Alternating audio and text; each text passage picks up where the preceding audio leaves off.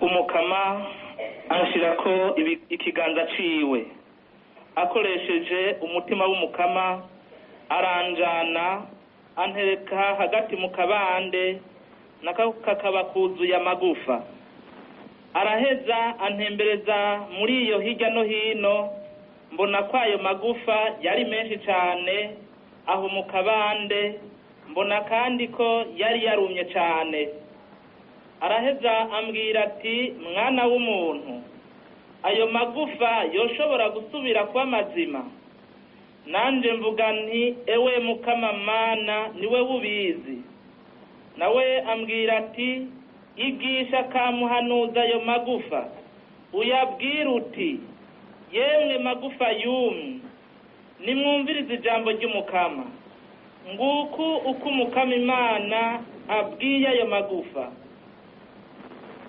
ehe ngiye kubinjizamwo impemu muheze mube bazima ngiye kubashirako imitsi ndabashire ku mubiri ndaborose uruhu ndabashiremwo impemu muheze mube bazima niho muzomenya ko ari jewe ndi umukama ndaheza ndigisha kamuhanuzi nk'uko nari nabitegetswe nkiriko ndigisha kamuhanuzi haduga urwamo mbere haza na nyamugigima nyamagufa acaregerana igufa ryegerana na rigenzi ryaryo ngo ndabe mbona imitsi n'umubiri byanaze kuri yo uruhu rushasha kuri yo hejuru ariko nta mpemu zari muri yo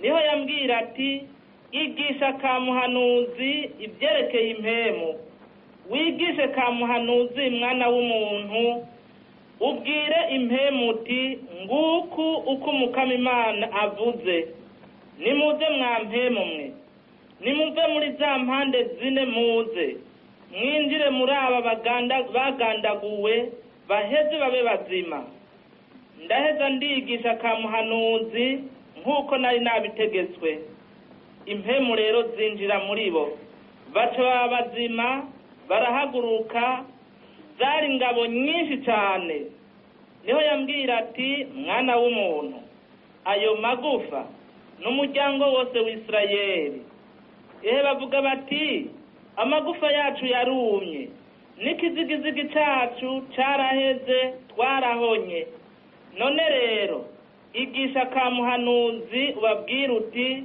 nguku uko umukama Imana avuze bantu banje ehe ngiye gufurura imva zanyu ndabuzure muve mu mva zanyu mpeze ndabajane mu gihugu c'Isirayeli niho muzomenya ko ari jewe ndi umukama ninafurura imva zanyu nkabazura mukava mu mva zanyu bantu banje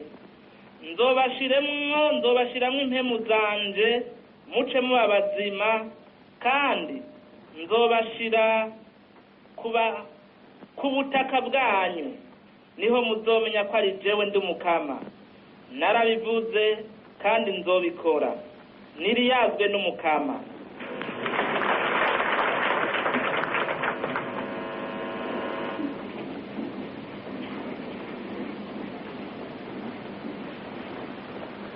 tugire Kristo mwese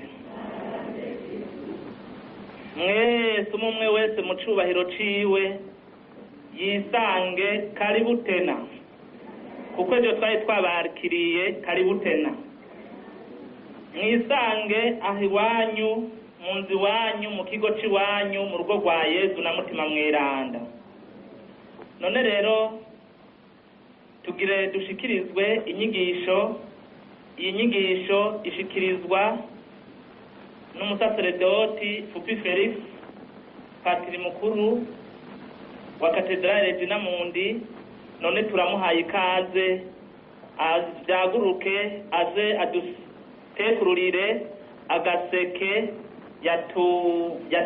yadutekereye gashishiriye neza kadushishurire natwe akayabagu dufise ni kenshi umukama muhezagire karibu upade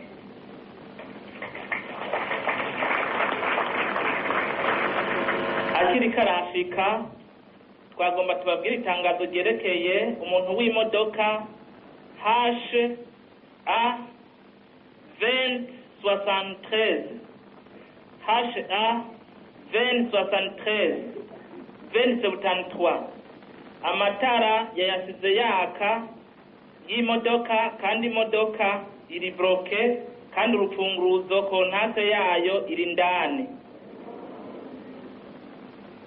Karibu rero patiri mukuru, ijambo ni rwanyu.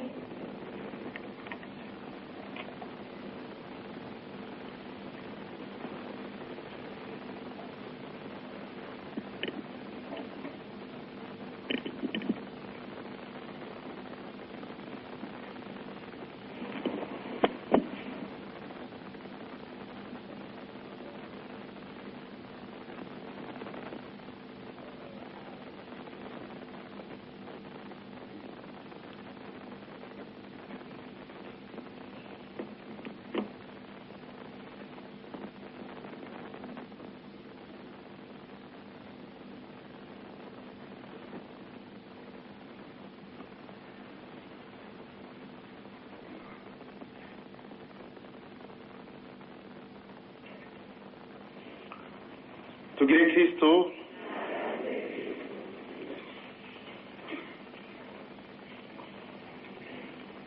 Patiri Viateur aratwakiriye, ndamushimiye, na jewe ndabakiriye kuko tugira dusangire aka kanya tuyaga iri jambo ry'Imana, kuri ijambo ry'Imana duhejeje gusomerwa, kuko ririmwo ijambo bampaye kugira ngo riba ryo riturongora mu nyigisho y'uwo munsi. Iryo jambo turisanga rero muri iki gisomwa duhejeje kumviriza. Igisomwa kivuye mu gitabo c'umuhanuzi Ezekiyeli, ikigabane ca 37. Twasomye kuva ku karongo ka mbere gushika ku karongo k'14. Nashimye yuko tubisoma vyose kuko dusomye agace gatoyi gahereza umuntu ntiyokumva iyo bija. Inyigisho y'uwo munsi rero ni iyi ngo ngiye gufurura imva zanyu, na karongo k'12. Ezekiyeli 37 akarongo k'12. Ngiye gufurura imva zanyu. Amajambo duhejeje kumva yo muri iki gitabo c'umuhanuzi Ezekiyeli n'amajambo dusanga muri bimwe yeretswe. Umuhanuzi Ezekiyeli yari umuhanuzi yerekwa, si ibi vyonyene yeretswe, yareretswe n'ibindi vyinshi. Imana yamuhishuka amabanga yayo ikoresheje ibimenyetso nk'iki twumvise. Muri ibi rero yeretswe, amajambo twumvise harimwo ibiteye ubwoba, kuko uwo botembereza mu kabande bakamwereka ibiraho biteye ubwoba, ariko kandi hakabamwo n'umwizero.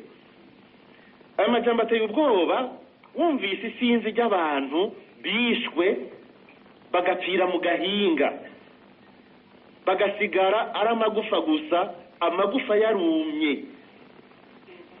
Mugabo kandi biratanga umwizero, kuko twumvise ico umukama amutuma gukora. Mbega aya magufa yoshobora kubaho? Mwana w'umuntu, genda wigisha ayo magufa kabuhanuzi, genda uvuga amajambo y'ubuhanuzi kuri ayo magufa. Nawe ico gihe yari yatamariwe acaragenda arabikora. Hanyuma haza Nyamugigima, azabona amagufa atanguye kwegerana, imitsi zako urukoba ruraza, mugabo ata mutima bafise. Asubira kumubwira ati subira ugende wigishe kabuhanuzi. Mu nyuma umutima w'Imana ubinjiramwo, ngo barabasirikare isinzi. Aho rero harimo amajambo y'umwizero. Ibintu twumvise rero birimwo iyi mvugo ngereranyo. Tugarutse kuri iyi teme y'uwo munsi, kicivugo ngiye gufurura imva zanyu. Umuntu aribaza ati mbega ivyo vyo ni biki? Mbega ibi vyabaye bisigura iki kuri twebwe? Bitubwiye iki muri iki gihe? Mbega ni kuki twoza kuvuga gutanga inyigisho ku jambo nk'iri, ngiye gufurura imva zanyu. Ibi bibazo nivyo tugerageza kusigura, kugerageza gutegera, kuzirikana kugira ngo twumve icyo Imana ishaka kutubwira muri iki gihe turimo. Ndakuvuga rero ibintu bitatu. Icya mbere ni uko ayo magufa ari umuryango wose wa Isirayeli. Hanyuma ubwa kabiri ndaza kuvuga ivyo bimenyetso vy'imva, ivyo bimenyetso vy'amagufa yumye bisigura iki. Hanyuma ubwa gatatu turarabira hamwe rero ingene umukama agiye gufurura imva zacu. Umukama abwira umuhanuzi ati ayo magufa ni umuryango wose wa Isirayeli, ni umuryango wose wa Isirayeli. Iri jambo duhereyeko bituma twibaza tuti mbega bishoboka gute ko Imana yovuga yuko umuryango wa Isirayeli usigaye ari amagufa? Vyoshoboka gute yuko abanyisirayeli bagereranwa n'amagufa yumye? Mbere si bo wenyene, Imana yabivuze kuko bonyene bavyivugira. Bonyene bivugira bati ngo amagufa yacu yarumye, ngo n'ikizigigizigi cyacu cyaheze twarahonye. Icyo dutegera nuko abantu bari barapfuye ari benshi, kuko umuhanuzi yeretswe amagufa menshi cyane kandi mu gahinga. Mugabo kandi tukumva ko hariho n'abakiriho, kandi umuhanuzi atumwa kwigisha kabuhanuzi amagufa yumye. Ku ruhande rwa kabiri agatumwa kwigisha n'abantu umenga ni bazima mugabo bonyene biyita amagufa yumye. Avuga amajambo y'abahanuzi ayerekeza ku magufa ngo mwamagufa mwe. Ku rundi ruhande akaza kubwira abantu bashobora kubonana nk'uko ndababona ngo ngiye gufurura imva zanyu mwebwe mumbona. Ivyo none umuntu aribaza ati mbega vyagenze gute, habaye iki kugira ngo abantu barinde biyita amagufa yumye? Ibi rero kugira tubitegere twobanza gusubira muri kahise ka Isirayeli mu bintu vyabaye mu gihe c'umuhanuzi Ezekiyeli. Aho naho ni mu kinjana ca gatandatu imbere yuko Yezu Kristo aza ku isi. Muri ico kinjana ca gatandatu Isirayeli yabonye amakuba menshi, yabaye mu bihe bigoye, mugabo bivuye kuki? Ku bugaba bwabo bonyene, bivuye ku bicumuro bonyene bakoze bagati isezerano y'Imana, bagafukamira ibigirwamana, bakishimira abanyamahanga, bakibagira ijambo bonyene bari bivugiye, ico bari baremeye. Vyavuye kandi ku bami babi. Isirayeli yarigeze kugira abami babi muri ico gihe, abami batumviriza abahanuzi. Kuko mu gihe Ezekiyeli yari yatwawe nk'imbohe, sandabigarukako i Babiloni, umuhanuzi Yeremiya yariko arasemerera i Yerusalemu. Asemerera ati nyabuna nyabuna nyabuna garuka ku mukama, nyabuna heba ibi bintu, eheraba mu gisengero ingene muhahumanye, eheraba mu gihugu ingene ibintu bimeze. Abami ntibamwumvirize, mbere no kumufunga bakamufunga bakamuta mu kinogo, umukama akaza kumutabara yarageze kure.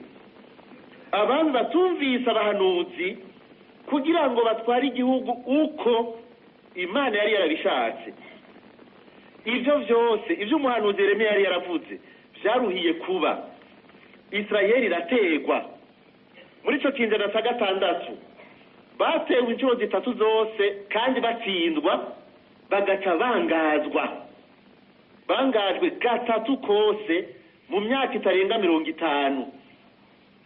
Ahambere bangajwe ni mu mwaka wa 597 imbere yuko Yezu Kristo aza ku isi.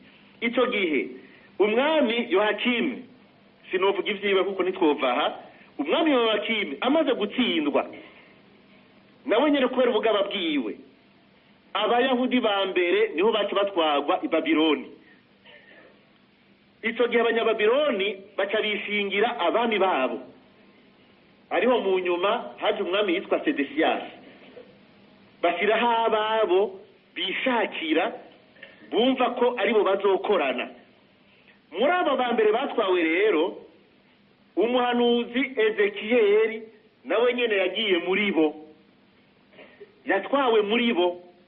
Ico gihe mbere Ezekiyeli ntiyari bwatangura ubutumwa bwiwe, Imana ntiyari bwamubwire icyo abwiza gukora. Umuhanuzi ariko arakora ico gihe yari Yeremiya, kuko Ezekiyeli yagiye gukora ubutumwa bwiwe ashitse i Babiloni. I Yerusalemu hari umuhanuzi, i Babiloni hari undi muhanuzi. Uyo Ezekiyeli abaragiye, ariko bidatevye mu myaka nka 10 gusa, 9-10, mu mwaka wa 586 niho abanyababiloni bacu bagira igitero sindamusiga cyangwa simusiga, binjira i Yerusalemu. Aho naho nyine ntitwodondora igituma byagenze uko, kuko ni birebire. Batanguye gusagiriza Yerusalemu, barayikikuza. Hamwe i Yerusalemu atawusohoka, atawinjira, atawuja gusuma, atawuja gusoroma. Abanyayerusalemu bamara amezi n'amezi bugaraniwe mu gisagara cyabo.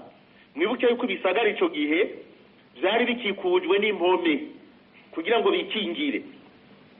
Ico gihe mugisomye mu byanditswe mu gitabo cy'ivyabaye, igitabo bita Chronique, abandi bita mu gitabo cyo ku ngoma cyane gusubira mu vyabaye, igitabo cy'ivyabaye cya kabiri mu kigabane cya 25 kuva ku murongo mbere wa mbere, turabona ingene abanyayerusalemu kubera bataja gusoroma, bataja gusuma, bari bakikujwe kugira ngo babanze bicwe n'inzara. Batakigira inguvu, abanyababiloni rero bace babona gutera babomora uruhome, kuko bazoba bagwana n'abantu bashonje. Muri ico gihe rero abantu bakenye, abantu batagira amafaranga menshi, murazi yuko iyo haje inzara, iyo haje ibihe bigoye, abakuru bo baguma bajya, abakene barasonza, mugabo abakuru bo baguma bajya, naho ibindi vyobura bo ntibabura. Abantu batunzi, abakomeresa, abakuru baguma bajya, kuko bo nibo baca baduza n'ibiciro. Abantu bose bifise nta kibazo bafise, abantu bakenye rero barasonza. Usomye mu vyanditswe mu gitabo cy'intimba, cyangwa igitabo cyo gucura intimba, Lamentation, mu kigabane cya 4 batubwira yuko ngo baronze gushika naho ngo urukoba rusigara rufatanye n'amagufa. Ivyo niko vyanditse ku murongo w'8 mu gitabo cy'intimba. Bagaca batubwira ku murongo wa 4 ngo iminwa y'abana bakiri kwibere, urumva nta n'utuberere twari tukiriyo kuko ntibari bakijya. Iminwa y'abana bakiri kwibere ngo yarumye, ngo isigaye ifatanye n'amagage. Aho ni ku murongo wa 4. Aha ndiko mvuga duke uko mwosoma ico kigabane mwoca mubona amakuba babonye. Mu nyuma abanyababiloni baratera barabomora umuryango, barinjira. Bashitse baca barasambura igisengero cy'i Yerusalemu, baramena, baragisahura, ibintu byose by'agaciro barakuramwo, baratwara, baragihumanya. Baca barasambura uruzitiro rwa Yerusalemu. Ni ukuvuga uruzitiro iyo rusambutse igisagara kiba kirahera nyene, uwo rero wese arashobora kuza agahonyanga. N'abantu badakingiwe barabomora uruhome, igisagara ni ikimenyetso cy'uko kiba gisambutse mu by'ukuri.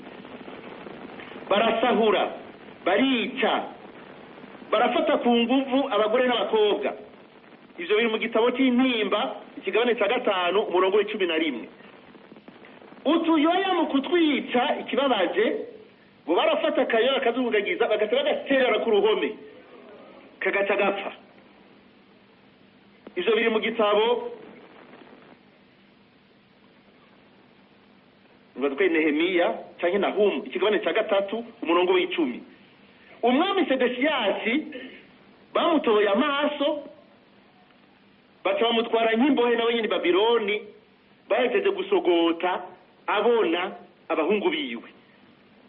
Ikintu umwami Sedekiyasi yabonye ubwa nyuma ni ingene abahungu biwe mu gifaransa babaye égorgé, baciwe izosi barakeregwa, abona baca bamutobora amaso, baca baramutwara, baca basiga igisagara igihugu ari umusaka. Baciye batwara nk'imbohe rero abatashoboye gupfa, sinzi ko ruvuga ngo batashoboye, abatishwe baciye batwarwa nk'imbohe, baca bafata abaganwa, imisore, inkumi nziza nziza, abasirikare batapfuye, abacuruzi bakuru bakuru, abacamanza, abantu bose basesuka baratwara, baca basigaza ba Nyarucari, ibimuga, abakecuru n'abatama barabishe mbere mushima, basiga abantu ataco bashoboye. Muri cya gitabo nababwira, igitabo cy'ivyabaye mu kigabane cya 25 barabidondora abantu batwawe abaribo ku murongo w'11 n'umurongo w'12. Umuhanuzi Habakuki aradondora mu majambo makeyi ivyabaye ico gihe, avuga abanyababironi ingene bari bameze. Mu gitabo cy'umuhanuzi Habakuki ikigabane cya mbere umurongo w'8 n'9 atubwira abanyababironi ingene bari bameze, avuga ngo amafarasi yaco, ico cyo ni igihugu cya Babironi, amafarasi yaco ngo arushingwe kunyaruka. Umva babonye ibintu bamugahundwe, ngo akajyana kurusha amabingira y'ijoro. Mu by'ukuri amafarasi mu bisanzwe nzenga ntajyana, mugabo abonye ibintu byabaye kuri wabona yuko ibintu byabaye abantu b'i Babironi n'amafarasi y'i Babironi arajyana kurusha amabingira y'ijoro. Abagwanira ku mafarasi baco bashwaye hose, abagendera ku mafarasi bacu baje bava kure, ngo baguruka nk'igisiga cihutira kujya. Muramaze kubona gaca ingene gafata umuswi, ngo abanyababironi bagenda kujya nk'igisiga cihutira kujya. Cyose uko kiri ngo kizananye uburake, amaso yacu yerekeye mu buseruko, ngo carunze imbohe nk'umusenyi. Imbohe barabarunda nk'uko barunze imifuko y'isima canke y'ibiharage. Uko niko bidondora n'ibindi atavuga. Igitabo cya gatatu cyabaye izi myaka 4 gusa, kuko muri babandi ba Nyarucari basigara rero harasigayemo kamwe utuntu tw'udusore n'abantu b'abagabo umenga barasafite utuguvu, baca baragerageza kwitunganya ngo bagira abagumukanire y'abanyababironi babikureko. Abanyababironi baca barabasya n'akari kasigaye mu mwaka wa 583 baca baratwara, hasigara n'umusaka, kiretse nyine babandi bamugaye n'ababandi nyine abakecuru abo nakuzi baratwara. Abatwaye nk'imbohe rero bomenya ko bagiye baboshwe iminyororo. Abaravye filime ya Kunta Kinte barabonye ingene bababoha abaja esclave, bagiye baboshwe iminyororo kandi bagenda n'amaguru kuko nta miduga yabaho. Bagenda n'amaguru kuva i Yerusalemu mu Buyudeha gushika Babironi. Kare nasuzumye sandaraba mu gitabo cy'umuhanuzi Esdras, umusaserdoti Esdras, mu kigabane c'indwi kuva ku murongo w'8 n'uw'9. Esdras kuri uwo murongo igihe bahungutse avi Babironi kandi agenda ataboshwe, ubwo rugendo yarugize amezi 5.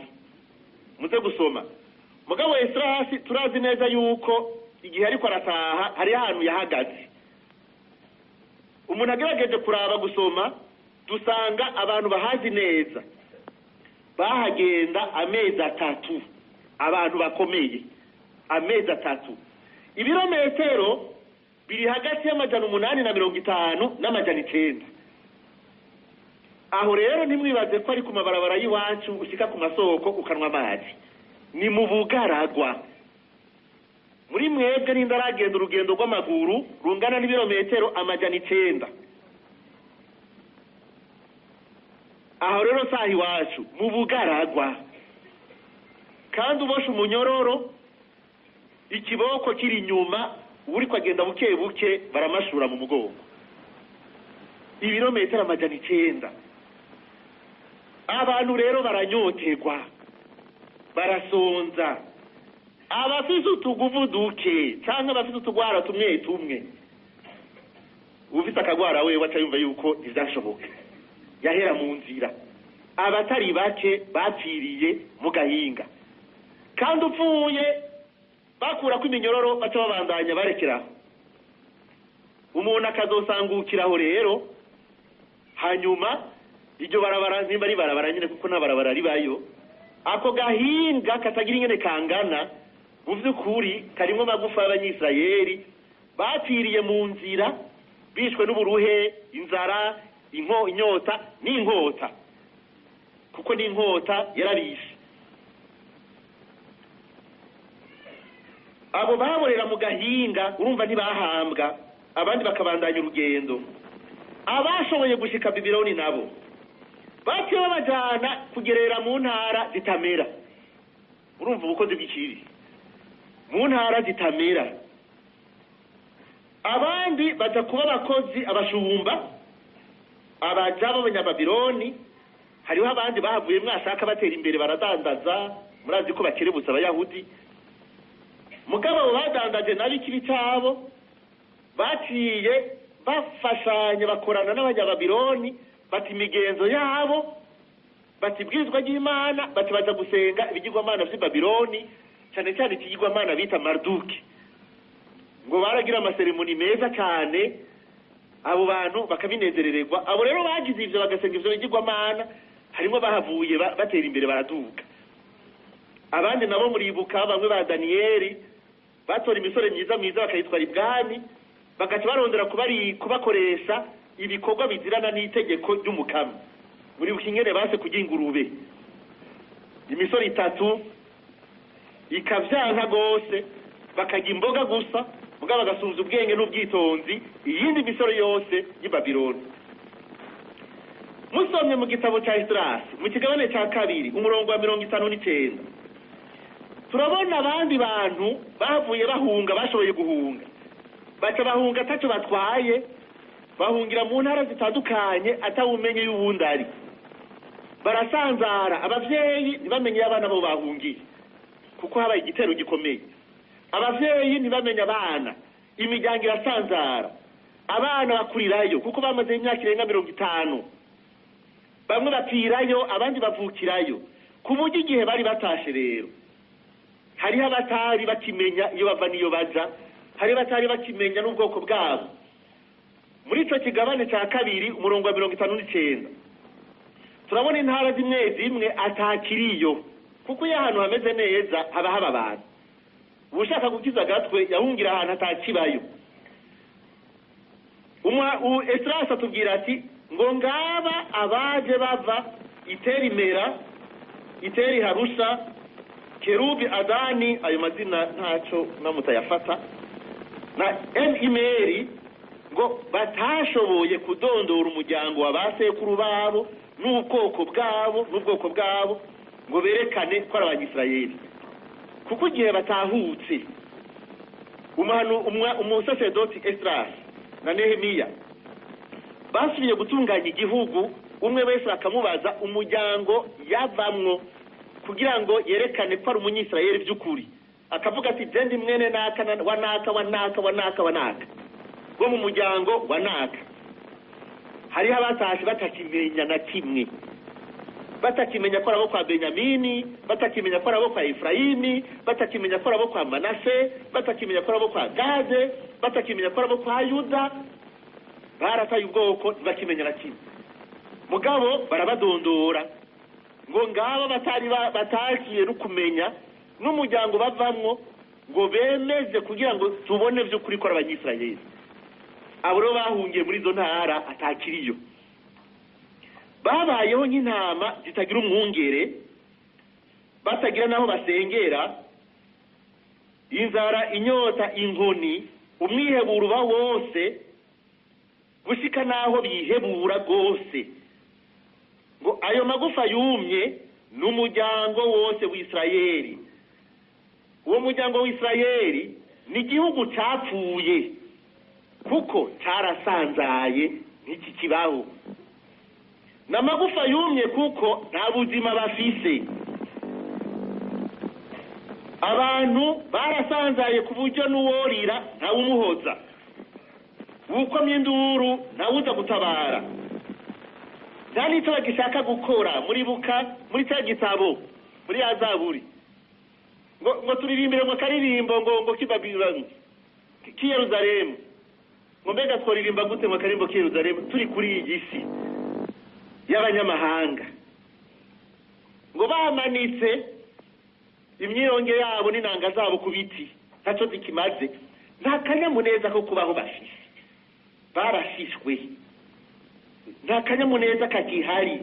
Nicyo gituma bavuga bati amagufa yacu yarumye, ntacyo bagishaka gukora, igihugu kiri mu buja, kandi bamaze imyaka myinshi barindiriye ko ari gihinduka, nta gihinduka.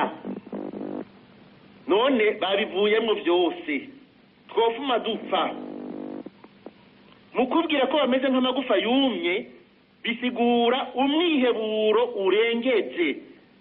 Hamwe umuntu aba yamaze guheba avuga ati nta kundi nibakubite, none ngiri iki? Yiyumvira ati mbega ninda zodukiza, akaraba akabura, ninda zobakura aho hantu, ntawe babona. Ngivyo vyabaye bikabaremera gushika naho biyita amagufa bonyene. None ayo magufa bwa kabiri, ayo magufa asigura iki kuri twebwe? Mbega izo mva zozo nukuvuga iki mu by'ukuri kiretse ibi vyabaye? Birumvikana ko iyi mvugo ari ingereranyo, mugabo ifatiye ku vyabaye, nico gituma nabanje kubidondora. Ivyabaye samajambo ari mu kirere, ni imvugo ngereranyo ifatira ku bintu bihari. Aya majambo uyu munsi dusomye ijambo ry'Imana, murazi ko ryama rizima, si rya kera, ni rizima. Iyo rivuzwe rikora uyu munsi, ni ry'uyu munsi.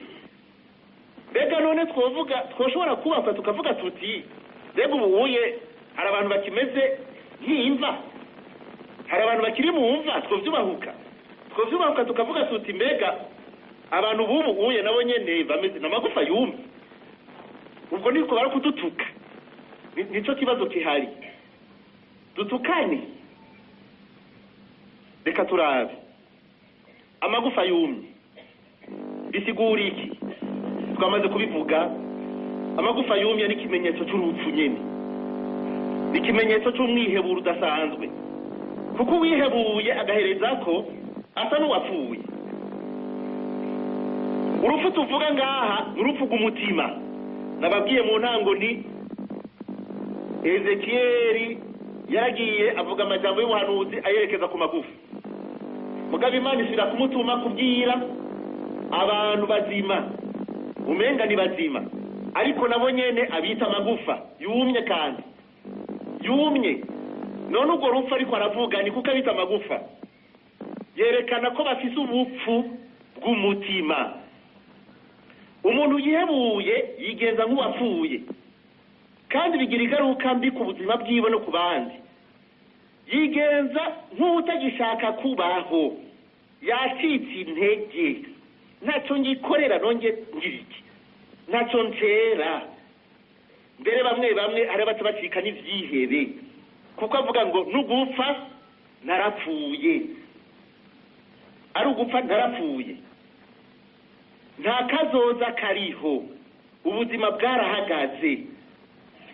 Hari igihe abantu bavuga ati kuva aho ibi bintu bimbereye ko ubuzima bwaciye buhagarara.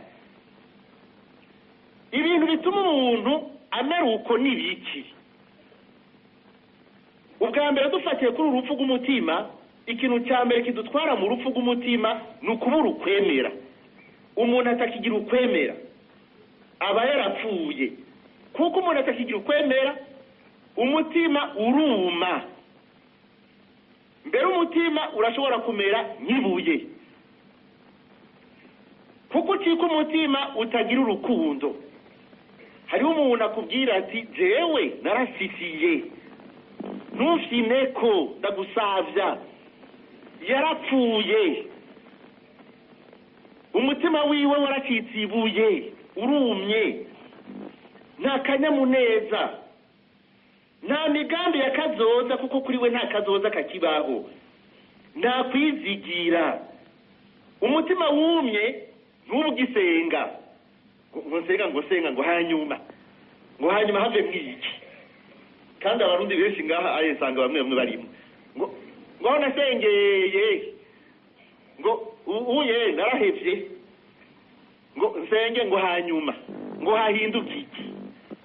Kuko abazireke abantu murazi ngene muhora musenga bamwe murasenga mugategeka Imana ngo bigire uko mwe mu byifuza, bitagenze uko ngo none ngo nsenga hanyuma ngo have mwiki. Umutima utawuma, ubona umutima wumye washishwe, ntasenga, nta kayabagu, nta gishara cyo gusenga agira, ntawe nzo kugura mu isengero. Ariho n'abagerageza basi bafite imodoka bagapfa gutwara abana n'umugore bakabadepoza imbere y'isengero, agaca yibandaniriza ngo mbega imisera asanga ati muje kubatora. Kuko kuja mu isengero umenga sinzi bofu mumutuma Igitega akagira rero tu hakomara isaha mu isengero. Umutima warumye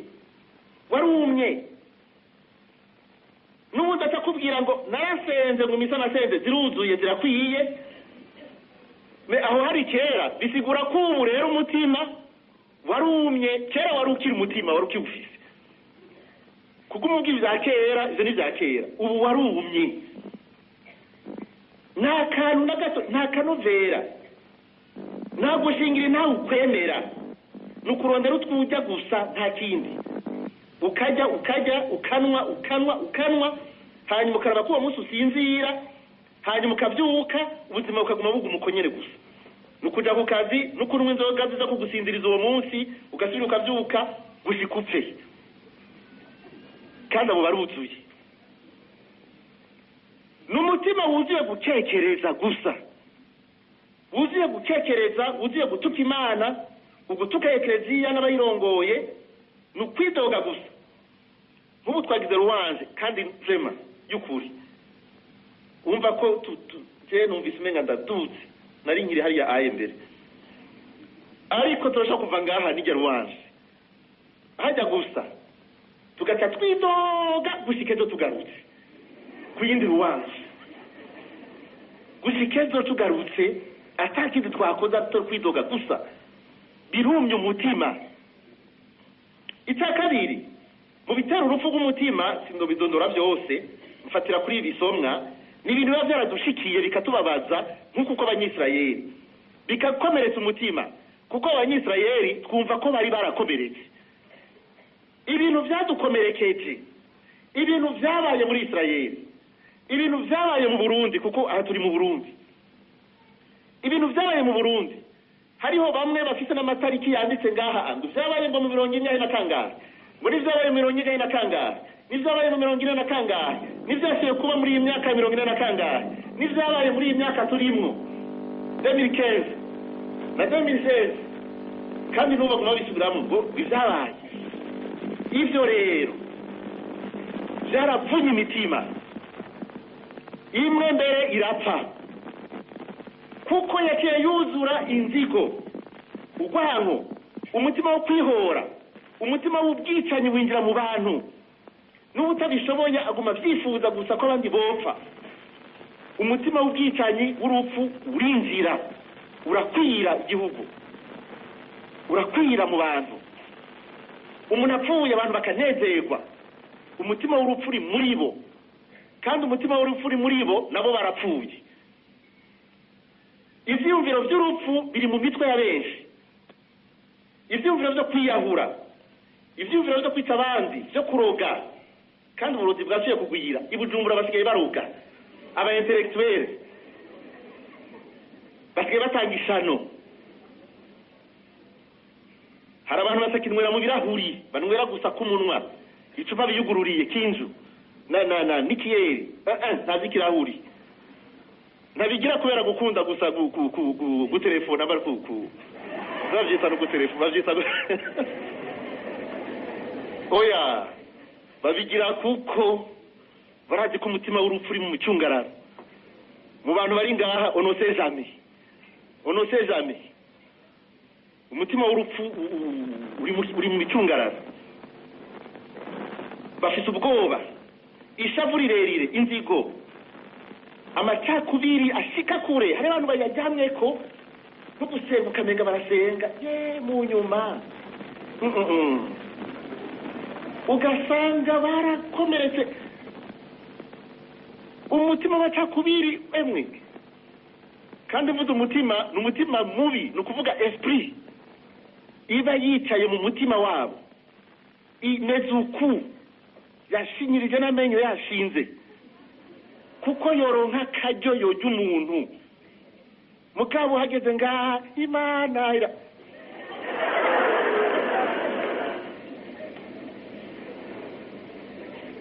kuko bibonekera mu bintu bimwe bimwe mu bihe bimwe bimwe hari ibintu maze iminsi mbona gende mu butumwa bw'ingo n'imiryango ni mu butumwa bw'ingo n'imiryango mu bantu twakira hari ibintu biguma bintangaza iyo abajene bikundaniye abajene rero iyo bikundaniye urukundo ntirugira ubwoko sibyo mugabo iyo bashitse mwira bakabwira abavyeyi ngo mbega ngo waraze neza hakumoza ko yarazi urukundo hakumoza ko yasuzumye ko umuntu afite ingeso nziza hakumoza avuga ngo waraze neza bagira ankete bagasanga ibidutangaza bimaze imisi biza biradutangaza nuko usanga abo bantu ari mu bakirisu babandi nyene agasakubwira ati kuri ico oye ivy'ubukirisu nta birimwo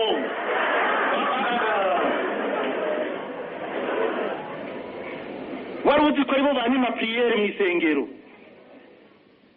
kuri ico ubukirisu nta burimwo yarapfuye uyo nisi muzima hege tubesha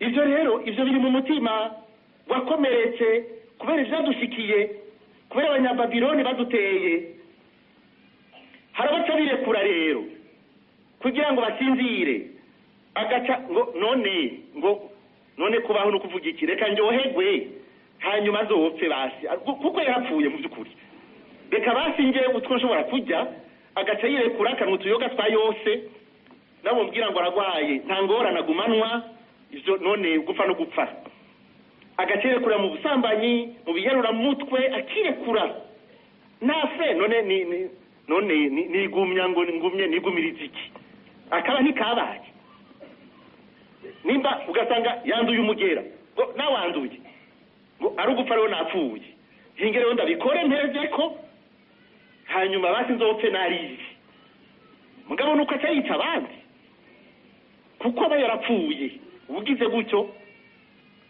ari mugabo muzukuri ari gushobora kuba muzima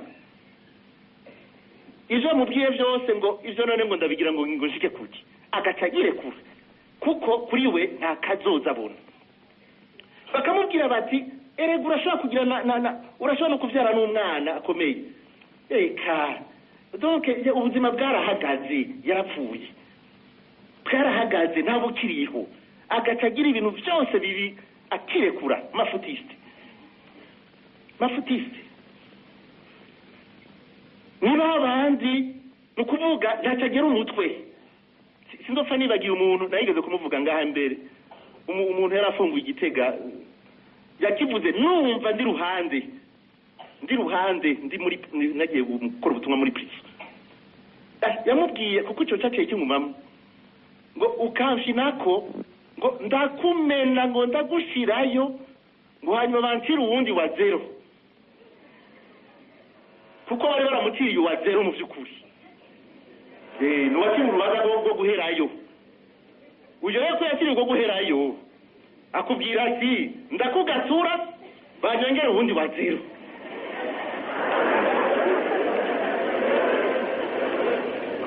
nta nukuvuga ubusa guteranya ubusa bingana ubusa basake none iminyororo ya zero gushira ku yindi wa zero n'ubundi wa zero zose ni zero kandi urewe baca bamuhunga kuko yobikora none ivyo aricyo bikimubwiye. Ubwa gatatu bituma abantu bashika hiyo kandi haniho nari guhera igicumuro kigoye. Igicumuro kigoye kiritsa kandi ejo naho nari ngaha patiri arakibabwiye. Adamu na Eva bamaze gucumura bace baja mu gisaka. Imana yari yabahaye umurima, yari yabahaye ahantu hameze neza, hari ivyamwa, hari ibiterwa, hari imfungurwa zose. Mugarava bamaze gucumura, ugira Imana niyo babwiye ngo genda mu gisaka, nibo bijanyeyo baca biyambura bonyene iteka, baca biyambura bonyene ivyiza Imana yari yabahaye, bagiye kuba mu gisaka kandi umuntu ataremewe kuba mu gisaka. Igicumuro kiradukura ku buntu, kiradukura ku iteka. Igicumuro kitwaka ubuzima bw'Imana, ivyo mwaravyumvise ejo. Kiratwaka ubuzima bw'Imana kuko cica ubucuti dufitaniye n'Imana. Igicumuro kigoye kirica, noneho Paulo Mweranda bivuga ngo impembo y'igicumuro n'urupfu. Cyane igicumuro kitunanira guheba, kituboshe. Igicumuro kituboshe naho umenga ni gato, gicika ikigutwara mu rupfu kuko kirakuboshe urumuja wacu. Yesu arabivuga ngo ukora igicumuro wese n'umuja w'igicumuro. Igicumuro kigoye iyo kigumyemwo ukareka kikakuboha, ucika umuja ukibera mu rupfu, ugasigara ugenda warapfuye. Ibaruwa Paulo yandikiye abanyefezi ikigabane cya 2 umurongo wa 1 gushika ku murongo wa 3 avuga ngo bamwe mwarabapfu mwishwe n'ibibi be n'ibicumuro byanyu kuko mwahora mubigenderamwo kera. Urumva umuntu agendera mu bicumuro no mu bibi n'umupfu, ngo mukurikiye iby'isi, mukurikiye umutwara ganze ikirere, wa mutima ukorera ubu mu bantu bintabarigwa. Paulo Mweranda cyongera ko ngo muri bo ku murongo wa 3 ngo twarimwo twese twarimwo. Mugabo ashaka kutwereka iki? Yuko abaronse ubuzima baburonse muri Yezu Kristo. Iyo ataba Yezu Kristo nta buzima tuba dufise. Muri bo twese twarimwo, kandi na Paulo Mweranda atayivuga na je narimwo. Mugabo uyu munsi nimba ndi muzima ni kubera Kristo yemeye kubabara agapfa hanyuma akazuka kugira ngo nzukane nawe. Niho tubona no mu ijambo ry'Imana ntibatinya kubivuga ko abantu bagendera mu gicumuro ari abapfu. Yesu avuga ngo reka abapfu bahande abapfu babo. None ugira yavuga abantu bari ku mpanda ngo nibahamba abandi bapfu? Oya, abapfu yavuga nabahe? Nabanka kumviriza ijambo ry'Imana bakanka no kurigendera, nabanka guhinduka, nababona ibimenyetso akora n'amajambo avuga bakugara umutima bakazibira amatwi. Abona bapfu kuko yagiye umuntu yaravuze ngo nzo gukurikira, yamubwiye ngo nimba ngo nkurikira, agatazamura kumubwira ubona baza kuja kwaranja muhira. Nimba ngo ngo baza kugenda guhamba se bana. Reka bapfu bahamba bapfu. Ni kwari kumutuka ariko avuga abo bapfu abo nyene. Muri Matayo ikigabane cya 23 umurongo wa 27 Yesu natinya kubwira abantu b'abashinga nahe mu gihugu, muragowe mwebwe banditsi be muri bazo mwanditsi wo muri rimwe hariya aye yari umuntu akomeye. Abarundi bakera ngaha aye mu gihe cya independence barazi yuko umwigisha bamwe baragagenda kwigisha bambara amabutura muri primaire ya kera. Umwigisha hariya muri komine yari umuntu akomeye. kandi abigisha bari abantu bagize sixième nibo baca bigisha abandi cyangwa cinquième batora baciye ubwenge bagaca bigisha abandi. Umuntu amaze kumenya gusoma no kwandika kiriya gihe yari umuntu akomeye. Aba nabo banditsi n'abantu bize ivyanditswe vyerana bazi kubisigura babinonosoye. Yesu ntatinya kubabwira ngo muragowe mwabanditsi namwebwe bafarizayo mwiyorobeka kuko musa n'imva zera inyuma zisa neza inyuma kandi imbere zuzuye amagufa ari ibore gusa. N'abafarizayo barashobora kuba imva. Mu gitabo cy'ivyahishuriwe umutumwa Yohani ikigabane cya 3 umurongo wa 1 n'uwa 2 handitswe ngo some ako konyene gusa ndazi ibikorwa vyawe ko uvuga kuri muzima. Igihe twari ko tugira ruwanje navuze mbega yimwe je ndaza twaka kuvuga ibiraho nta ndababwira insiguro yaje ntacu kuko twatangaje ko turi bazima. Ndakigaruka ko kuko kirahambaye ko tubitangaza muga ndikubiye kubitangaza gusa ntitubivuge nk'abantu mu gitabo cy'ivyahishuwe ngo ndazi kuvuga ngo uri muzima sivyo. Ndabizi ko bivuga kuri muzima ngo ariko warapfuye sije ndabivuze nivyo Yohani Mweranda yahishuriwe vyandikiwe ekleziya imwe. Ndazi kuvuga kuri muzima ariko warapfuye. Mugabo hari ikintu nashima rero gitaki kamebe kiduha n'agakuraje na gatoye ngo nube maso ngo kandi ukomeze ibisigaye bigira ngo bipfe. Urumva uracasigaza agasigarira gatoyi mugana ko nyene kari muri koma mu bisanzwe kari muri reanimation kagira gafi umukaba rero dukaburati raba ukabura ko kagisigaye nikadenduki. Hari akagisigaye kuri nkamwe mwaje ngaha umwe kari hakagisigaye kariho gatowe n'uri kuko yabakata hari ntiwaza yabakata hari ntiwaza watumera nk'abandi kandi ngani yabuze abantu ba depoje hajya uwa depoje agasasubira inyuma ngo mbe mugaruka kugutora cyane. Mwe muri ngaha rero kariyo ntimugire ubwoba ariko uraraba ntigahave gapfa. Ibyo gitabo cy'ivyahishuwe ndazi kuvuga kuri muzima petete kubona kubera ubona ko kantu nyene gatoya uraraba neza ntigapfi. Mugabo urumva simvuge ngo padiraje kutubwira ko twese turabapfuya sivyo. Ko mvuga iyi mvugo yanditse muri Bibiliya yuko Bibiliya idatinya kuyikoresha mu gihe Imana yo ibona mu mutima izi yuko dushobora kwiyorobeka tukavuga ngo turi bazima kandi turabapfu twarapfuye cyanye tugisigaza akantu kagira kadenduke.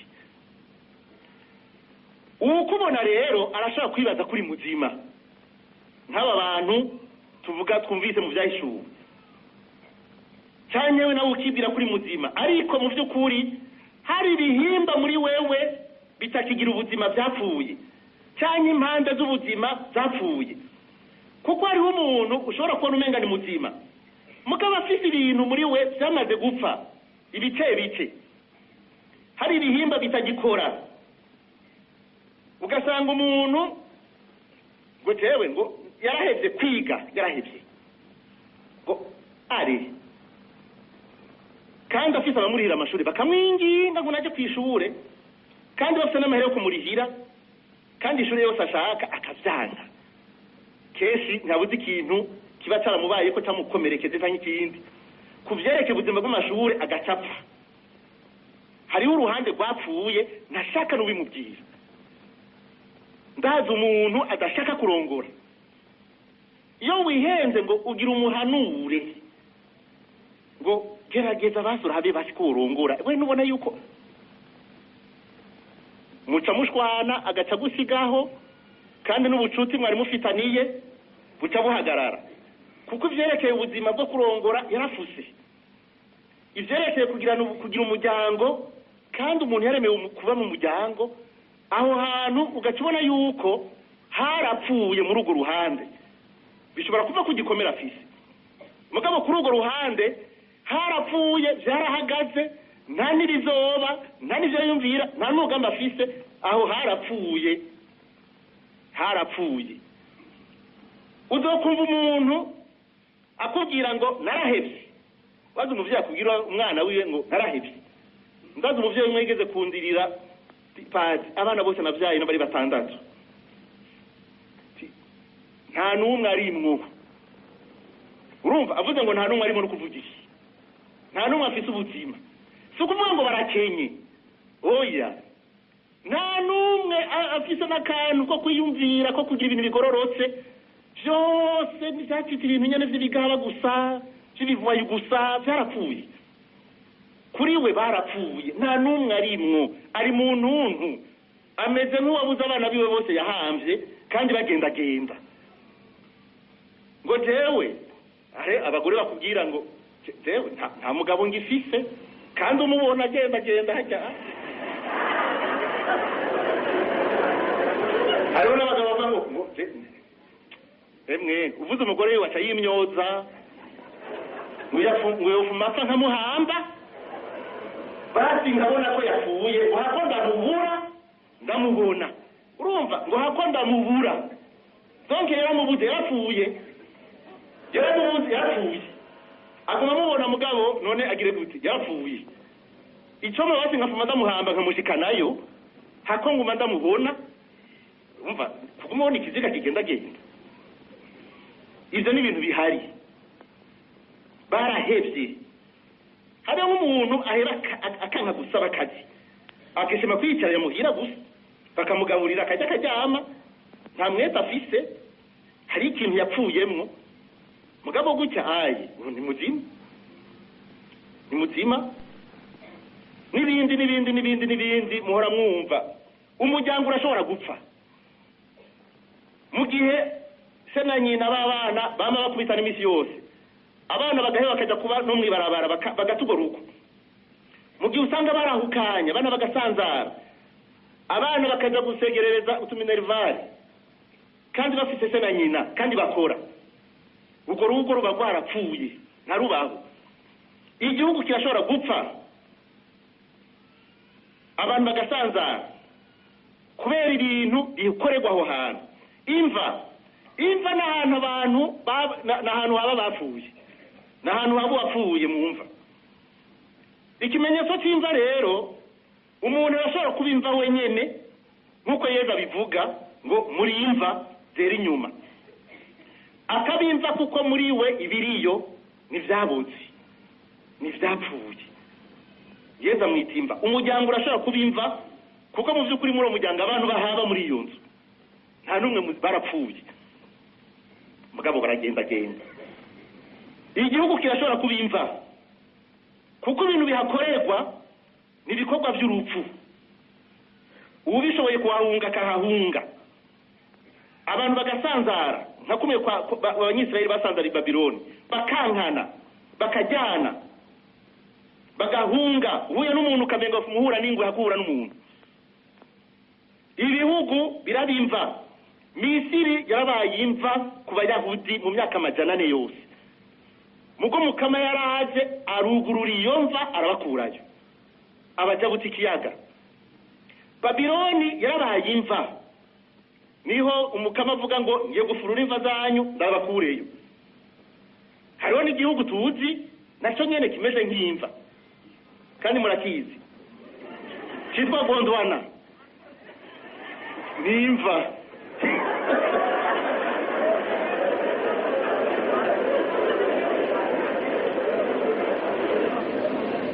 hariya za Somalia n'ahandi Gondwana ni imva ni igicumuro kibosha umuntu akakibamwo iyo ni imva bikanka ko kiheba igicumuro mbamwo kikimva kuko hari abantu bibera mu gicumuro kikabagaburira kikabambika kikabatwara ku kazi kikabafasha gukora imanza kikabafasha kwigisha abana amashure, kikabafasha kumenya ku ishure,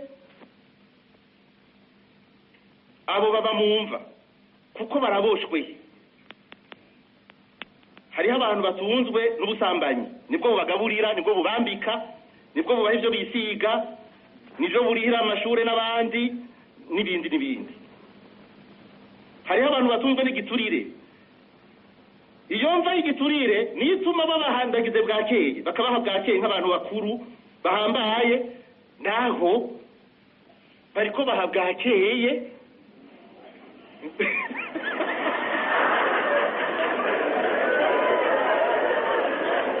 Kubera umuntu yibye agera agatunga byinshi agasigara yambara neza agenda mu modoka nziza ukamenya umuntu, naho nimva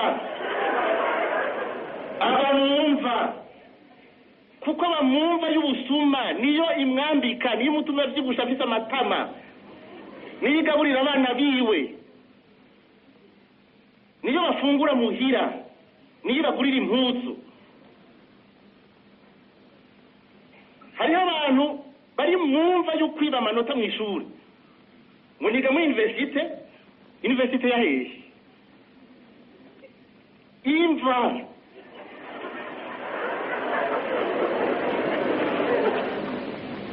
wibaza ngo ariko ariga mu by'ukuri arafite ikintu kimutuma atonda mu bayuniversitere nk'abandi, sibyo?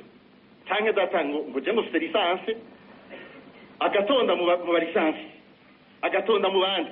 Mugabo nuko hari imva yamuhaye gushika, yamuhaye ico kintu kuko yakibayemwo, kiramugaburira, kiramuduza, arunguruzwa, arasubira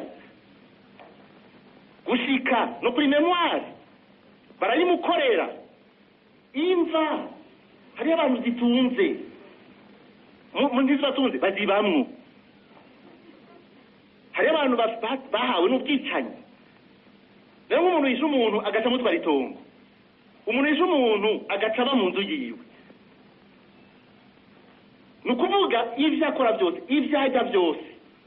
Nashaka tunganye imanza agire reception abantu bashime ngo vraiment ngo umushinga naye waheje imva.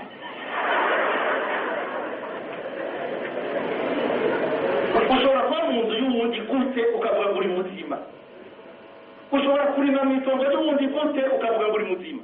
Uri kugaburirwa n'iki? N'ubwicanyi bwacitse imva yawe, warapfuye, umuntu akibwira ngo ni muzima. Imva nico cyose kikubuza kwidegemvya, nico cyose gishobora kugutera ubwoba, nico cyose kigutuma udashobora kubica ubwiza kuburi, kikagutuma uba mu buja, gikimva kuri wewe. Ibi byose bituma abantu benshi bagenda barapfuye. Niho uwitwa Zundere yandika avuga ati, twoshobora kuvuga yuko abantu benshi kuri iyi si atari bazima, bagenda barapfuye, ngo bagenda barapfuye imbere yuko bapfa bagashikayo, ngo kuko byabananiye gutsinda urupfu muri bo bakiri ku isi, byabananiye gutsinda urupfu bakiri ku isi. Nukuvuga ko urupfu ruri hehe muri bo, ruri mu mutima wabo, kuko ari urupfu rw'igicumuro babamwo. Mu gihe byabananiye gutsinda rero bitwa ngo ni bazima ariko si bazima. Agaca avuga ati, abantu benshi cyane ni ibiziga byigendera, kandi ingorane nyamukuru rero, ikibazo nyamukuru si ukumenya nimba bazotorana ubuzima budahera. Ikibazo nyamukuru ni icyo kumenya yuko by'ukuri turi bazima imbere yuko dupfa. Mbega burya turi bazima imbere yuko tuzoja ku mpanda? Twahora turi bazima mu by'ukuri, kuko igihambaye ni ukuba muzima imbere yo kuja ku mpanda. Kuko ukaba utari muzima utaraja ku mpanda, ntiwiyumvire iby'ubuzima budahera, kuko ukaba uri umupfu w'ubu, uzobandaniriza ko ubandanirize mu byo wahoramwo, hanyuma urugendo bene guravyo ruca ruja mu kuzimu hariya nyene. mugabo ukaba warigeze kuba muzima ngaha ku isi, aho rero niwapfa uzopfa ujabukira mu buzima budahera, kuko kugira ujabukira ubuzima budahera ubanza kuba muzima ngaha. Mu gihe wanze ubuzima ngaha, kuba muzima ngaha, reka kwiyumvira ubuzima budahera kuko ntabubaho kuri wewe. Ngiye gufurura imva zanyu rero, ubu n'umukama avuga. Ku karongo ka gatatu Imana ibwira umuhanuzi ati mbega aya magufa mwana w'umuntu, ayo magufa yoshobora gusubira kuba mazima? Umuhanuzi yishura ati ewe mukama mana, ni wowe ubizi. Wewe uri umuhanuzi Ezekiel uvuga gute ubonye amagufa yumye amaze imyaka 50? Abantu bamaze imyaka 50 barapfuye, wovuga gute ngo azoba muzima? Nawe yanka kuvuga, mugabo ukumva ko yizigiye Imana. Mukama, ibi niwo wabimenya. Ashaka kuvuga iki? Mbega amagufa yumye, abantu bameze uko, mbega abantu bapfuye kubw'umutima, nibaza ko ari ndeyo basubiza ubuzima n'abaganga bajya bo kuri presserage. Oya, barambabare bakora kuri presserage nabo muri clinique nico kimwe.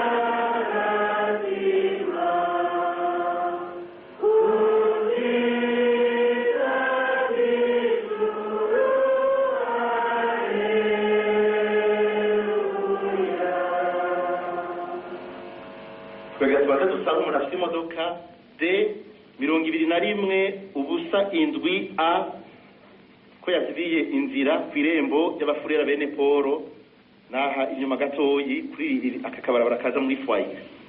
D2107 A yazibiye inzira kandi hari imodoka ya bene Poro izanye ibikoresho igomba kwinjira, iyo bagize neza agiye kugira ngo bahinjire. Umukama rero abwira umuhanuzi ati mbega yoshobora gusura kuba mazima? Umuhanuzi arazirikana ko ata muntu numwe yoshobora gukiza igicumuro umuntu, nta muntu numwe yodukiza urupfu rw'umutima, nta numwe yoshobora kuzura amagufa yumye, ivyo ntawo bishobora. Ariko umukama niwe nyene atamubwira ijambo rero rihumuriza kandi riremesha, avuga ati genda ubwire wigishe kabuhanuzi abo bantu, ubabwira uti bantu banje ngiye gufurura imva zanyu, ndabazure muve mu mva zanyu, meze ndabajane mu gihugu cy'Isirayeli, niho muzomenya ko ari je ndumukama. Bantu banje ngiye gufurura imva zanyu, ndabazure muve mu mva zanyu, meze ndabajane mu gihugu cy'Isirayeli, niho muzomenya ko ari je ndumukama. Ni je ndumukama, bijya bigirwamana bya Marduke si Imana, niho muzomenya ko ari jewe ndumukama. Ngiti gikorwa Imana igomba gukorera aba banyisirayeli, nico gikorwa umukama agomba gukora muri iyi ndwi. Kandi icyo Imana ishaka nuko abantu bava mu mva bakaba bazima bakabaho.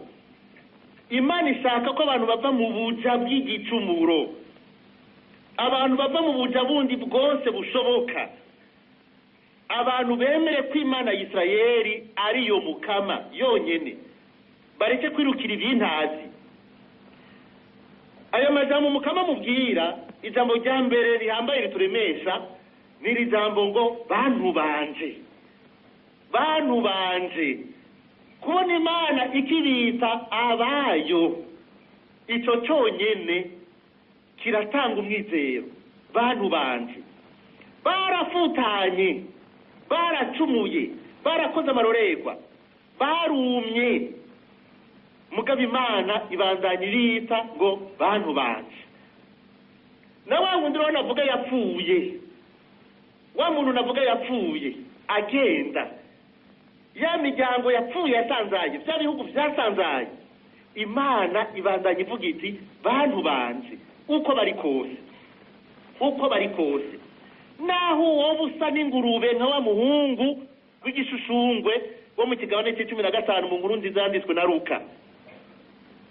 Turazi ingene Imana itwereka ishusho y'ikigongo cyayo, se wiwe akaza riruka akamugwa mu nda, uko yakabaye n'umunuko n'ibisambara n'ibintu by'ibishyogorore by'ingurube yacaye amaze imyaka 5 atoga, aracyari umwana wiwe. Bantu banje, muracyari abo mukamaro ntagire uwebura ngo yapfuye, uracyari uw'umukama, hari hagasigaye Imana ifatirako.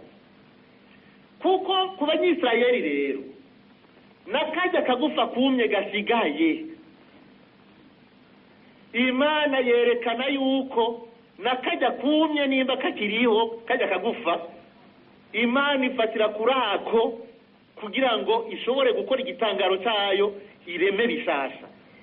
Imana iracyafise akantu ifatirako muri wewe kugira ngo we muzima, iracyafise akantu ifatirako naho wowe uri Itireli nuko wewe yipfiriye, naho wowe uri Yuda nuko yaciye yiyahura. Imana nishobora kubura akantu ifatirako. Muntu wanje, bantu banje, ikibazo ariko Imana ntigukiza gutyo nyene. Ubanza urashaka gukira, nicyo kibazo. Urashaka kuva muri iyo mva, kuko ikibazo mve muri iyi mva, hanyuma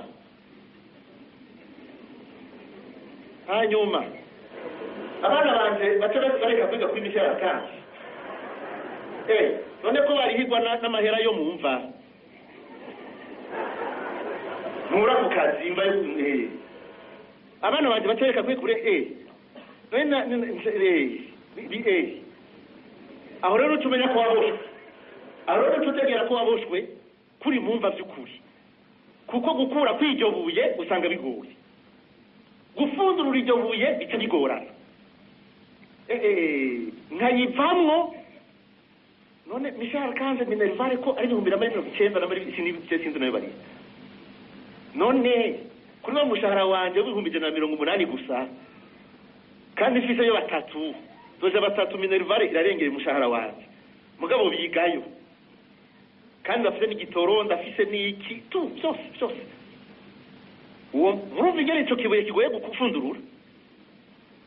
Aha rero tumenya kuboshwe, aha rero tutegera kuri mumva by'ukuri. None ninayoberwa mu ishure cyasigara jenyene, ndashobora kurata umwaka wose kandi ndi mu wanyuma. Aha rero tumenya ryabuye ingene rigoye gukurako. Muri bukamarita ngoya mukama ngo ntibafundurure ngo ramaze kunuka. Ubwo by'ukuri ndakubaze ko mwe ngaha muri benshi mwaje muri evangelization, erega nimushobora kuzuka mutemeye ko ayo mabuye bafundurura bagatembagaza, ubwiza kuvuga ego kugira ngo umumarayika w'umukama amanuke habe inyamugigima, habwiza kuba nyamugigima baza kubera he mu nda yawe muri wewe, kuko baronze basiga kure kw'icyo kibuye ugakubitiza agasima ingene ubayeho mu bintu biva mu mva. Kandi abantu bose none ni burihira prive n'abakuze n'ababana b'umwane wanyu wa ruguru, ama université prive niwe yariha mu mahera avuye mu mva. Nyamugigima itabaye ntibyoshoboka, habwirizwa kuba nyamugigima mu buzima bwabo. Ijugumiza ukavuga uti ikajegeza nyene, ibihunguruka bigahunguruka, amagufa agasubira agashobora kwegerana. Aha niho rero benshi bigora kuvuga ego, bigora kuvuga ego, kuko uvuze ego umumarayika w'umukama atamanuka agatembagaza cya kibuye, agatembagaza umunuko nta ngorane. Mugabo upfa kuvuga ego. Imana mu kugira bishoboke yabanje kugira iki? Yafashe umuhanuzi imutembereza mu gahinga, niho twahereye. Uko umutembereza mu gahinga ngo muri ayo magufa ngo imucisha ijya nino, niko umurongo wa mbere wavuze, ijya nino, arihweza neza ayo magufa yose, arabona ingene ari menshi, arabona ingene asanzaraye. Mu kumutembereza ijya nino bisigura iki? ubwirizwa guca ijya nino ubuzima bwawe. Urabwirizwa kubwira umutima w'umukama ukakurerura, ukagutembereza mu buzima bwawe, ukabanza kuraba iyo amagufa yasanzariye, ukabanza ukaraba ukuri mu buzima bwawe, ukabanza kuraba ibyo urimo by'ukuri urihe. Iki gihe kiba kajyo mutima tutwara atwereke situwaso turimwo, kuko umaze kuyibona ugaheza ukavuga uti erega twarapfuye, erega twarahonye, kuko abo bantu bavuga bambaza umukama, twarahonye, amagufa yacu yarumye, none ngaha mukama tuzohava gute, ninda zodukura ngaha. Aha rero umaze kubibona ugategera yuko ata muntu n'umwe yashobora kugukura muri ibyo bintu, ni igikorwa cy'umukama. Aha ni ububasha bw'umukama wica bwibonekeza. Umukama ati ngiye gufurura imva zanyu. Iyo umuntu ariko arafurura arondera mu kuzimu gufurura ibyafutswe n'ivu, kandi agira yitonze kugira ngo icyo arondera gukurayo agikureyo neza. Arafurura, ahandi bavuga ko umukama agiye kugurura, je vais ouvrir votre tombeau, azokugurura. Bivana naho umuntu ahambwa hariho, muga bimva ni imva. Bugurura cyangwa bafurura, imva ni imva, kuko biriyo icyo kimwe. Haba amakaro hejuru cyangwa haba kavu, nicyo kimwe. Ngiye kugurura, ngiye gufurura. Uburondera gukuraho ibyafutswe n'ivu kugira ngo ubikureyo witonze. Amagufa yarasanzaye bisigura abayahudi bari basanzariye hirya no hino. Nyamugigimije si nyamugigima ni igikorwa cy'umukama. Y'umukama koza gashika aho umukama ashitse muri kuri musozi mweranda haza nyamugigima, nukuvuga yari umukama ariko arakora, ashitse agaragaza ububasha bwiwe. Umukama atayegeranya,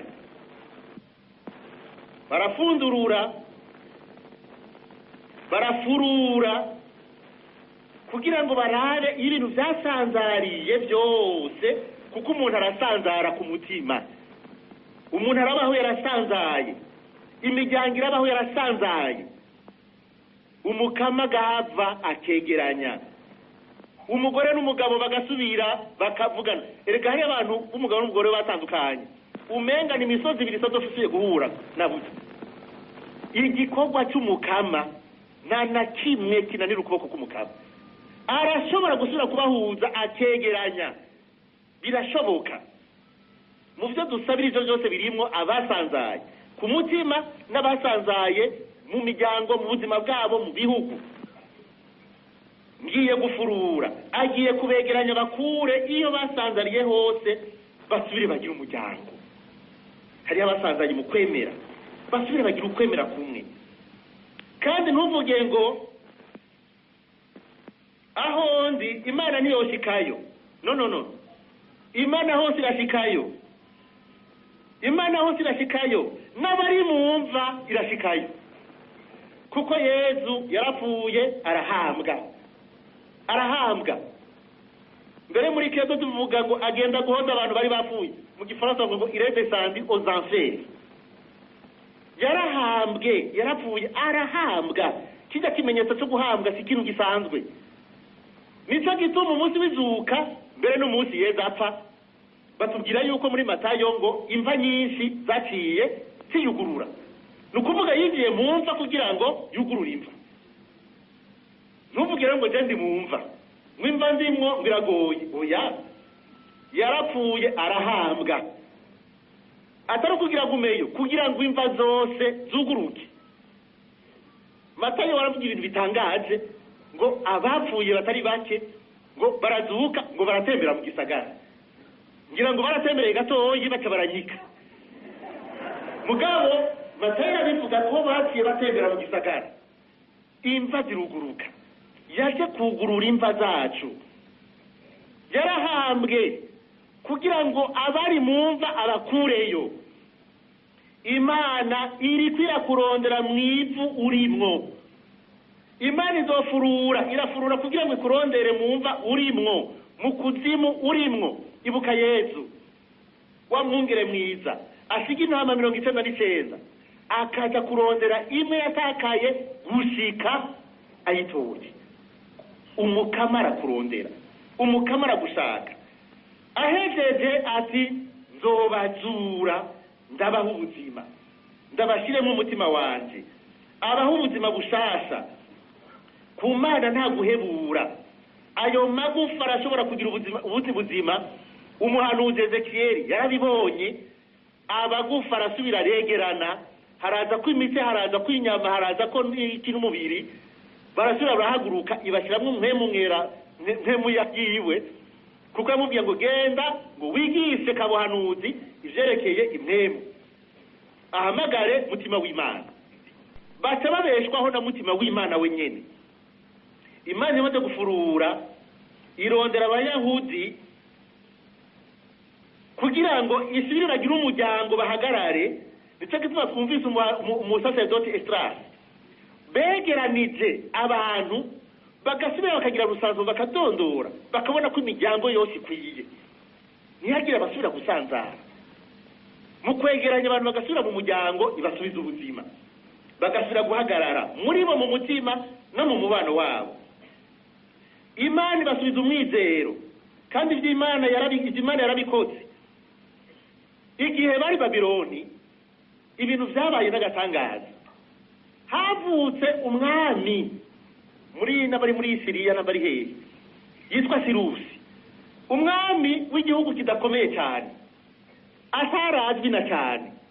Arahaguruka acaza kugwanya ubwami bwa Babiloni, bwari ubwami amahanga, arabutsinda atamaraso aseseke. Tuzi Nabukodonozori aho yari yarashikanye. Uravye Nabukodonozori ingufu yari afise, we yari yarapfuye. Sirusi yaraje mu minsi mikeya yarasize Babiloni atamaraso aseseke. Kumwe twabona umwami wo ngaha hirya gato yigeze gutembagara, bakagenda gusa bararengana asa n'ubatangiye.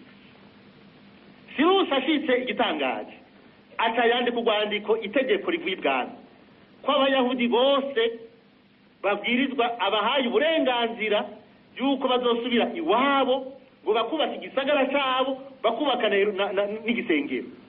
Mbere umwami w'umupagani atategeka ko bazobaha ibiti byo kubaka vy'Libani, kuko hose n'Libani yari yigaruriye ahatwara. Ndategetse abazaba amashamba y'Libani muzobaha ibiti byose bakeneye byo kubaka isengero.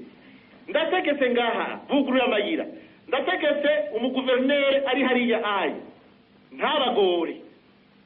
Aba ba Nehemiya rero n'Abaisirayeli bagiye kurondera amakete bagenda berekana kugira ngo aho baca hose baborohereze, bivuye ku mwami Sirusi tutazi yabikuye. Abayahudi bati iyi ni ntumwa y'umukama.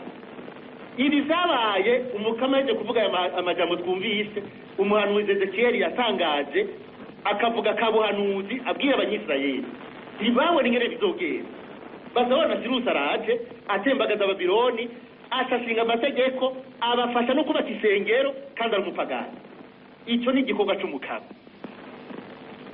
Ingene umukama bigenza arabizi, arimenya. Mugabe igikuru ni iki? Nuko abantu tumuha ukuboko kugira ngo adukure mu mva. Abantu bibaza ngo mbega bizogenda gute, ngo mbega yemwe ibibazo byinshi bizunguruka. Izigira umukama, izigira umukama arashobora kudukura mu gaheza. Mbega yemwe mu bukene, mbega yemwe, mbega ya myidogo navuga nitwarengana ngaha tugashika hajya izohera dusiye kugaruka muri ruwanje rw'Imana dusire turirimbe. Izigira umukama. Umukama avuze ati zaje nukuvuga azoza, kuko umukama ntabesha, niwe bivuga ngo ndabivuze ngo kandi nzobikora. Yarabikoze kiriya gihe, yarabikoze n'ubu arabikora. Igikorwa Imana igiye gukora igikorwa imana igiye gukora ni ugukura abantu mu bupfu ikabaha ubuzima igacisha ko akabijya ngo nzobaha mutima wanje ni ukuvuga mushasha nzobaha umutima mushasha apana bimwe bya kera ubu nzobaha umutima mushasha woroshe bazobaho na mutima uvuye iwanje ntibazohema izo mpwemu gusa n'imene zihema nzobaha mutima wanje mwibuke imana ikire mu muntu yamushizemo impwemu ziwe ibi bisigura mu by'ukuri ko ari irema rishasha umuntu yapfuye ku mutima akeneye irema rishasha umukama agomba kubarema gushasha kuko umutima wa mbere usanga ubwo yaguye cyangwa barapfuye iyo ngabirano yemera rero si isanzwe ibyo ni muri Ezekiyeli 36 umurongo wa 26 mu kudukurayo imana ituma umuhanuzi imana niza kuvuga ngo ndagize igitangaro ubunyene oya ica ku muhanuzi bwira genda uvuga amajambo y'ubuhanuzi ibi nivyo bizoranguka kuko hariho abahanuzi bubu imana icako bavuga amajambo y'ubuhanuzi bavuga amajambo yategekanijwe na ekleziya kugira ngo babohore ibicumuro bakize ibicumuro kugira ngo bazure abantu umukama akarungika mutima mweranda agaheza akarangura ivyo vyose mu mitima yacu ibi nivyo biranguka igihe duhimbaza amasakramento nivyo biranguka mu isakamento ry'ikigongwe umusaserdoti w'umukama avuga kabuhanuzi cyangwa kabusaserdoti mutima mweranda agaheza karangura icyo gikorwa cy'Imana mu mutima w'umuntu nzobasubiza mu gihugu c'amavukiro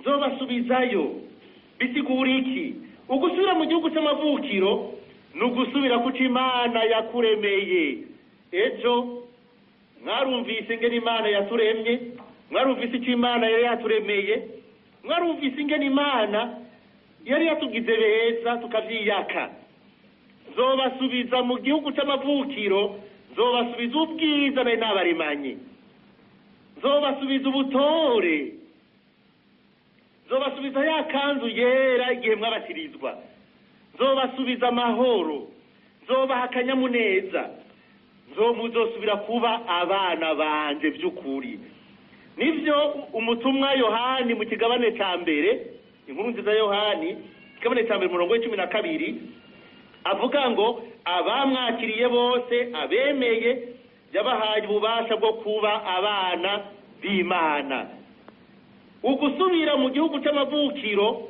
nugusubira kuba umwana w'Imana kuko twaremwe ngo tuba abana b'Imana kera Pawulo ati siko byari bimeze muri Kristo twabaye bo vy'ukuri tuba abana b'ubwami so kugira ngo tube mu Burundi muri izi mbibe no kugira ngo tuba abana b'ubwami bw'Imana ubwo bwami buri mu mitima yacu ogituno mweranda ari yagiye gutegera ngo mukama ngo rega nakuronderera hanze ndasambuka ngo ndakurondera mu bitari ivyo ngo mu bisayangana ngo nsanga n'ubwiza wari warandemanye nabwononye ngo kandi wewe wari hafi yanje kandi wari muri jewe washaka ko duhurira muri jewe nyene nakuronderera hatariho Imana ishaka ko tugaruka imuhira garuka imuhira tureke kuba mumva tube mu nzu y'ukuri tube kwa data tubane na data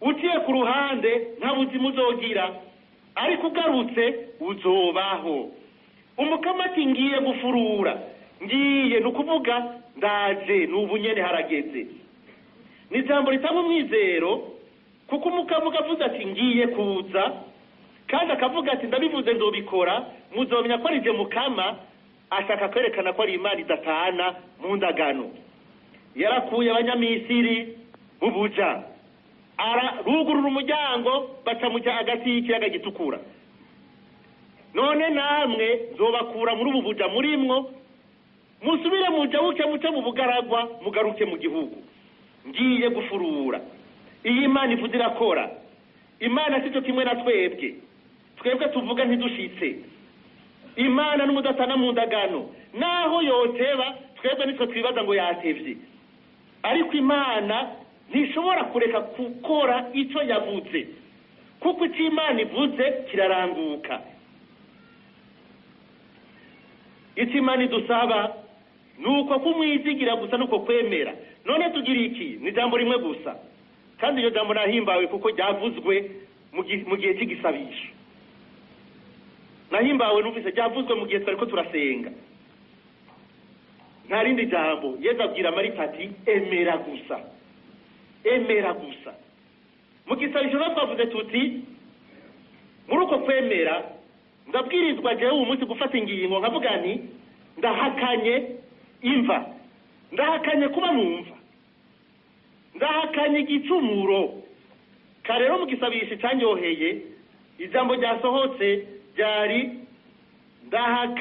ndafise ububasha bwo guhakana igicumuro iryo jambo rero narishimye kubona ryavuzwe mu ntanga imbere ko dutangura inyigisho aribyo nari nashatse guherezako urafise ububasha urashobora kuvuga uti ndahakanye kandi rero uko uvyibwira mu mutima uwumva yuko bimugoye afuma agenda araba ahantu mu gahinga ahantu wenyene munsi y'igiti araba ahantu atanumwe bari kumwe babona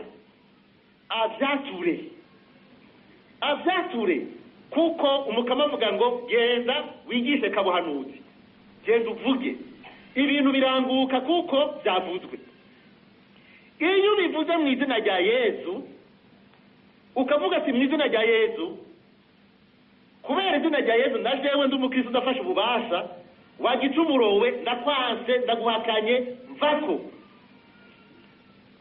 wamvawe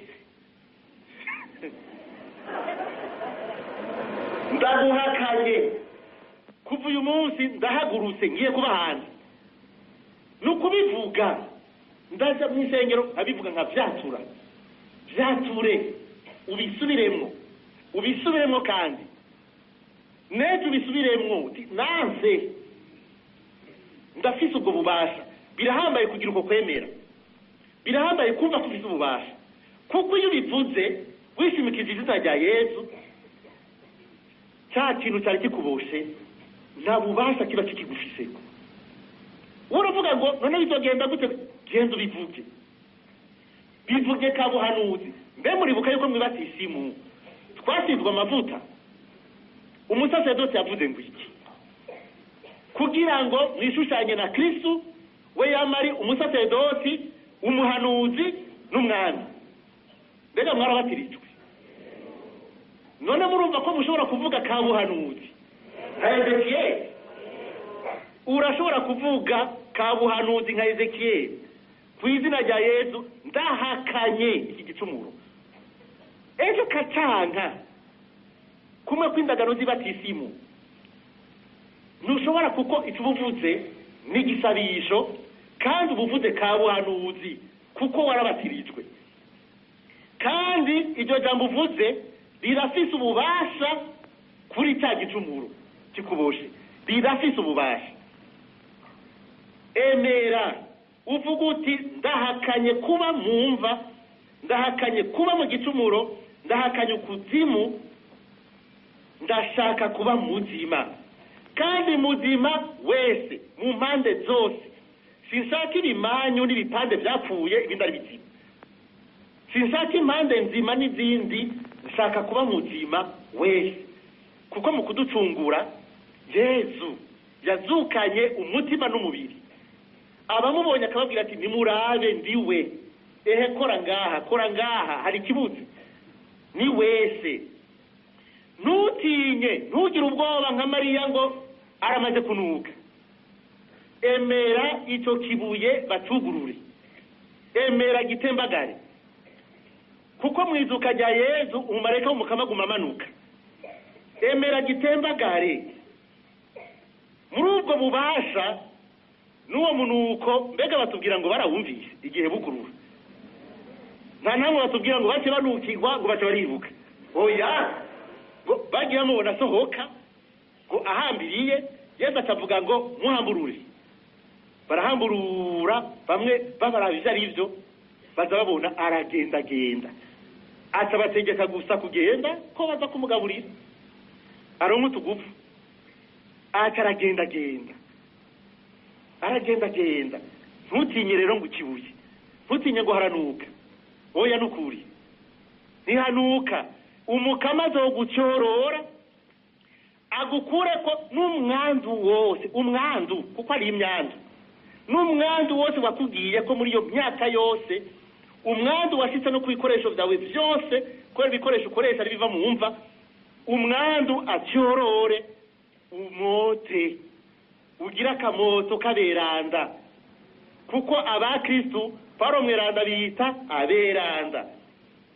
Ikibazo ni iki, ivyo uravyemera mwana w'umuntu bantu banje mbega ayo magufa azosubira kuba mu mazima?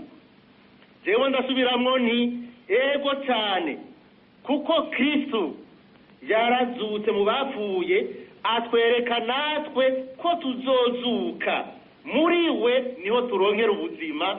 Umukama arabahezagire murakoze.